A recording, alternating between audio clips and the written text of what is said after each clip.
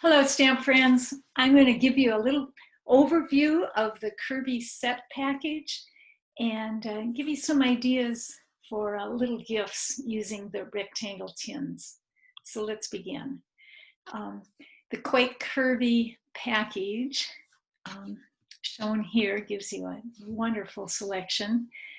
This is the Quite Curvy stamp set, and you also get the dies with that. And this is early release because otherwise these two things you would not be able to get until January.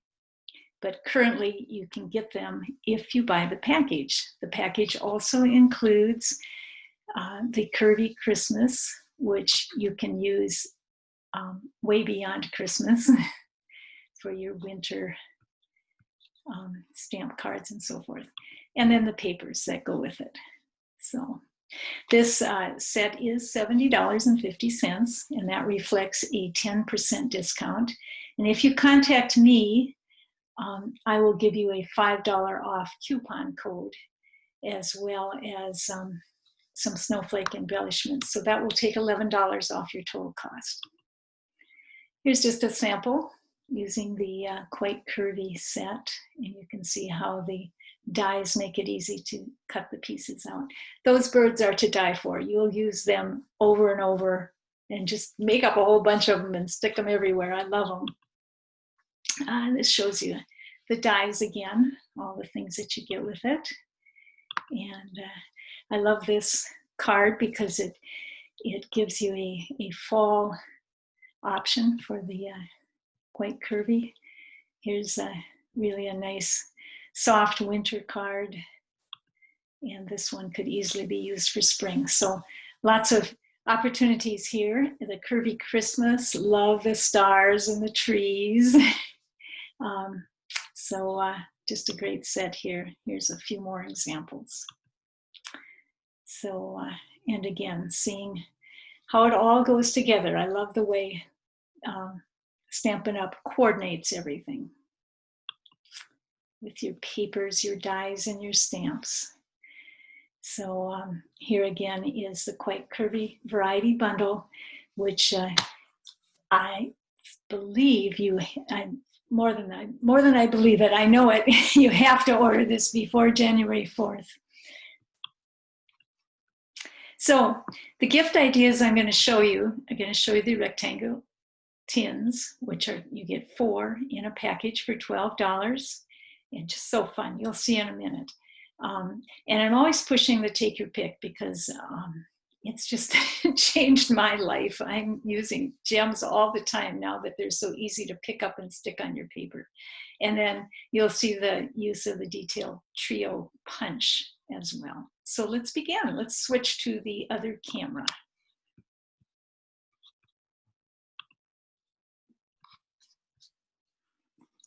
Okay, I hope I can give you some fun ideas for using these tins. The first one we're going to do is using the Curvy Christmas. And what I suggest when you're going to do a project like this is to keep it simple. And to do that, you want to pick your stamp set and your papers that go with it, as well as the colors. And for this, I'm going to ask you to cut out ahead of time, or suggest that you do that. So the colors that go again with the Curvy Christmas are the Cherry Cobbler, the Sahara Sand, the Shaded Spruce, and Whisper White. So, and then you can see there's so many options with these papers. Really fun without getting real complicated with a lot of colors. So here's the set once again.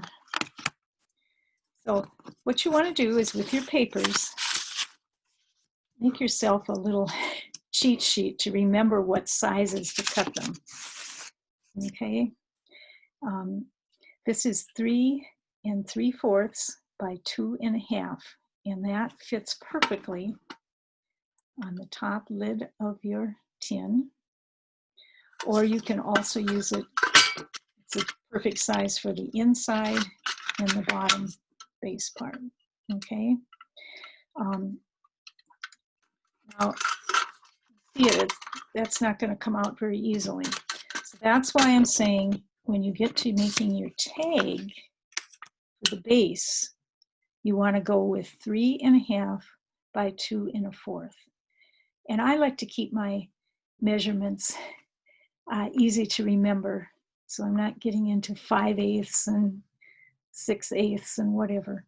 So if you make it this size, you can put it in, you can get it out. Otherwise, I made the mistake of making it too large and then having to not be able to get it out. So now if you want to do a layer on that, you just go down another 1/4 and do it 3 1/4 by 2. See how that might work out. So you got your base, which works nicely for the top and the inside. And then your next piece fits, and then if that's your tag piece. And if you want to do another layer, just go down another 1/4. And look at what this bird does. It makes the tag, doesn't it? So, I didn't show you doing the corners.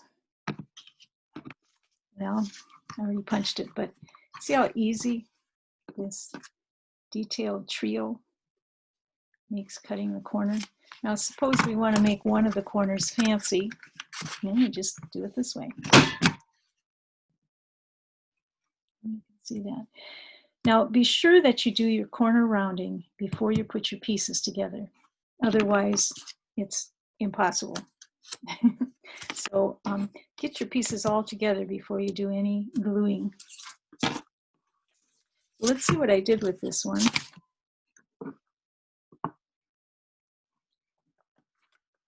And then on the inside, decorating top and bottom so they can use this little tin for lots of things later on. But here's a couple of the tags that I did. Really, it's just using up your bits and pieces. It's a great way to do that and have a lot of fun. This one again, I love the curvy dies. I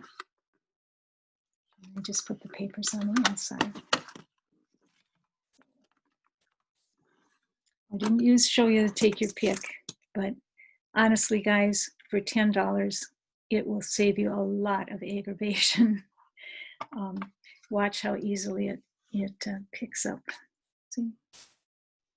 Yeah, you can just add it. Let's see, I want to put some on here. Yeah, I get so carried away, I can't stop. So much fun. Okay, a few more examples. This one in. I'm really quite proud of this. I think they turned out really pretty. And I used the Gilded Autumn papers for it. And the lovely fall colors. A little bird again on top. What I'm doing with this is my idea was that I'm going to send this, and I'll have to get it off today, won't I? For my kids, my grandchildren, and each of these tags,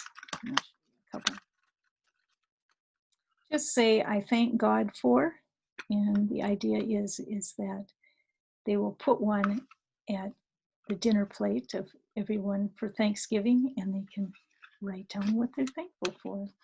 And again, just using the papers makes it so easy. There's one more. I guess I'm going to put some pumpkins in on this one for the kids. I might add a few other little goodies for them.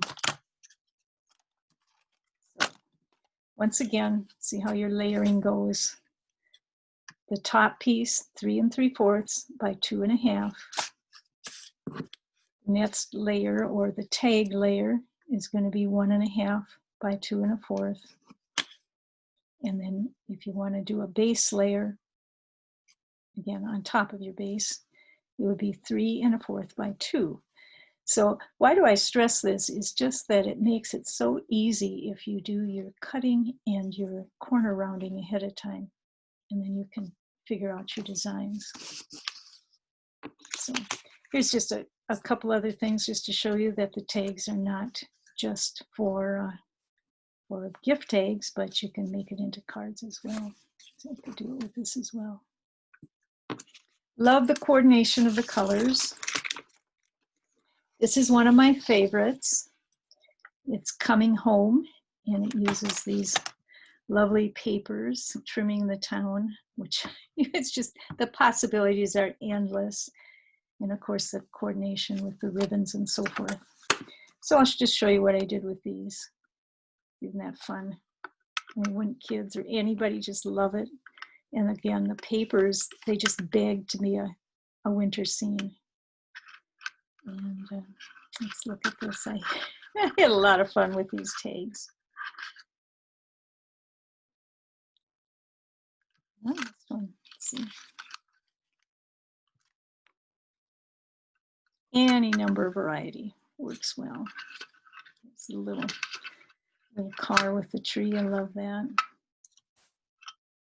And again, the winter scene. So lots of fun. This one I added a little depth to it by cutting the tree out and cutting the wreath just to pop it up. I guess I did it with that tree as well.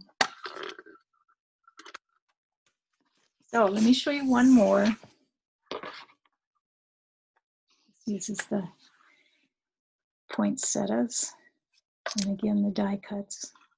But that's just lovely. Everything I've seen with these poinsettias, whatever white or whatever color they're done in, they just look so pretty. If you haven't got Peaceful Nativity yet, really think about it, because every year Stampin' Up! Does something of the nativity side. But I think this is one of the best. So even if you've already done your Christmas cards, this is one you might want to get before the catalog ends in January. And I just love this. This can be a gift all on its own, because you see, who wouldn't want to be reminded of the nativity scene? And then the bottom I did with the little lambs in the verse. So there you are. I hope you'll consider getting the tins and having some fun with them.